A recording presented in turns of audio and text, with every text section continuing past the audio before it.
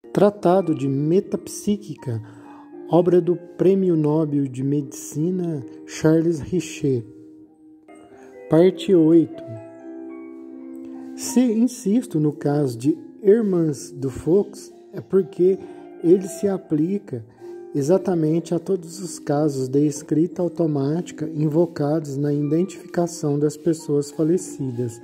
Berzot conta que em 1853 se publicou em Guadalupe Juanita, novela ditada por uma cadeira acompanhada de um provérbio e de outras inépcias análogas do mesmo autor. A história de Charles Dickens, ditando depois de sua morte o fim do seu romance The Mystery of Edwin Drood, é ainda mais notável. Em 1872, um jovem operário, sapateiro de profissão por nome James, de educação escolar quase nula, descobriu possuir aptidões mediúnicas para a escrita automática. Em outubro de 1872, Charles Dickens, que acabara de falecer, manifestou o desejo de terminar um romance que havia começado e que, por motivo de sua morte, não pudera terminar. James meteu ombros ao trabalho, isto é, à escrita. Sob a direção de Dickens, terminou o livro que veio a ser volumoso, considerado por certos críticos e entendidos dos trabalhos de Dickens como coisa digna da sua mente. Sou incompetente para apreciar o fenômeno, bem como para verificar a semelhança das escritas ou emprego do dialeto de Londres em lugar das expressões americanas e o conhecimento da topografia daquela cidade, mas todos nós sabemos que os pastichos são de feitura fácil. Bom, alguém pode pensar, mas por que esse cara, se alguém estiver ouvindo esse livro áudio, é espírita, tá lendo uma obra de um homem, de um cidadão que foi, parece que, crítico aos fenômenos do espiritismo. Bom, Charles Richet, como eu já disse, foi prêmio Nobel de medicina, de fisiologia, melhor dizendo, uma área da medicina, de fisiologia. Ele foi prêmio Nobel. Ele era um cientista, o Charles Richet. Ele é muito crítico, ele criticava os métodos adotados pelo espiritismo, mas ele nunca, na obra, ele nunca nega, ele nunca fala que os fenômenos não aconteciam. Ele foi um grande estudioso desses fenômenos paranormais, fenômenos transcendentais, melhor dizendo. Só que os experimentos tinham que ser através dos métodos dele, através ele analisava, ele fazia muitos experimentos através da visão da ciência, analisava através da visão da ciência, obviamente, ele era muito rigoroso. Então, às vezes, ele tem algumas críticas ácidas ao movimento espírita da época, a como os espíritas lidavam tratavam desses fenômenos, às vezes com muita credulidade. Ele era o Charles Richet foi um cientista, que isso tem que ficar muito claro, um cientista estudioso dos fenômenos ligados podemos dizer, ao espiritismo. Não é ligados assim, ao espiritismo, fenômenos que o espiritismo estuda, como a existência da vida após a morte, a existência da alma e a comunicação dessas almas, dos espíritos com os encarnados. Ele estudava ali os fenômenos ali que eram os fenômenos de materializações e outros fenômenos. Ele foi muito rigoroso nos estudos, nos métodos dele. Então, às vezes parece que ele está criticando, mas ele não está criticando. Ele não nega os fenômenos, ele aceita os fenômenos, mas tem que ser de um rigor extremo. Quem quiser entender mais, tem muitos livros aí que falam sobre esses fenômenos, espíritos se materializando. Tem o livro Fatos Espíritas, de um outro cientista mais premiado da história da Inglaterra. Ele foi mais premiado até do que Steve Hawking, que é o William Crookes, ele descobridor do talho, de outros elementos.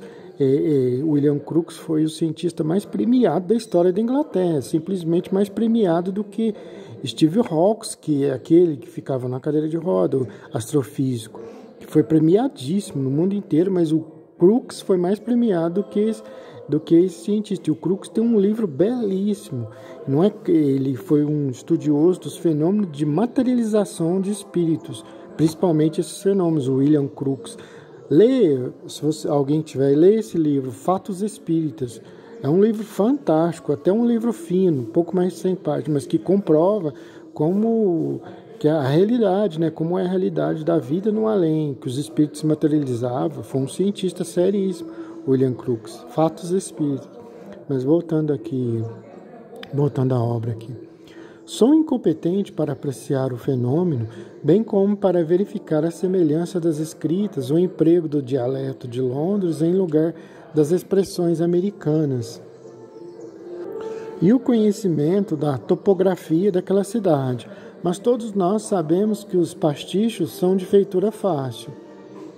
Assim como mesmo que o pasticho fosse mais perfeito, não iria eu concluir daí que a alma de Dickens tivesse invertido. Admitamos até que a boa-fé de James fosse reconhecida, que a incapacidade da inteligência normal para criar esse pastiche genial fosse claramente provada. Mesmo assim, veria o caso, outra coisa no caso qualquer, mas não a sobrevivência de Dickens.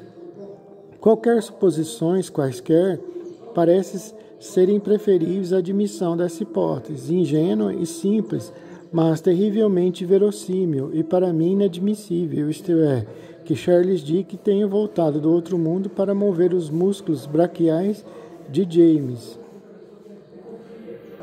Bom, aí que eu critico a postura dele na época. Bom, ele nega o fenômeno, ele não está negando o fenômeno, ele está negando esse particularmente, com um rapaz simples de tudo, praticamente analfabeto, disse ele que recebeu entre aspas, né, recebeu a influência do espírito de Charles Dickens e continuou um livro que o Dickens estava escrevendo quando estava vivo, mas ele faleceu, então ele continuou o espírito dele à obra, que ele apenas tinha começado, e esse rapaz terminou. E todos os críticos, até o Charles Richer, admite isso. Todos os críticos da época, conhecedores da obra de Dickens, disseram que o que o rapaz escrevia, o livro que ele terminou, era concorde, era como se fosse o próprio Dickens escrevendo, que era aceitável, que era como se fosse a mente de Dickens, que batia com Dickens, com Dickens escrevia, com Charles Dickens. Como um entendido de arte, assim, de pintura, foi ali ver um quadro e falar, esse quadro é falso, não, esse quadro é verdadeiro. Ele entende daquilo. E os críticos da época lá que entendiam, que liam a obra de Dickens, disseram, não, isso foi escrito por Dickens. Mas ele está criticando, ele está criticando esse fenômeno em si, ele não nega o fenômeno, como eu já expliquei. Mas ele não explica como se procedeu o fenômeno. Quando você nega uma coisa, você tem que explicar. Eu nego isso, por isso. E foi assim, assado que aconteceu. Eu estou mostrando como aconteceu, ele apenas negou. Aí é fácil, negar por negar é fácil. A gente negar as coisas apenas por negar, apenas não, dizer, não, eu não acredito, aí é fácil. Tem que dizer, eu não acredito, porque foi assim que foi feito, foi assado. E mostrar como poderia ter sido feito. Agora, negar por negar, não. Os próprios críticos que entendiam da obra de Dickens disseram que o que o rapaz escreveu através de uma psicografia, né,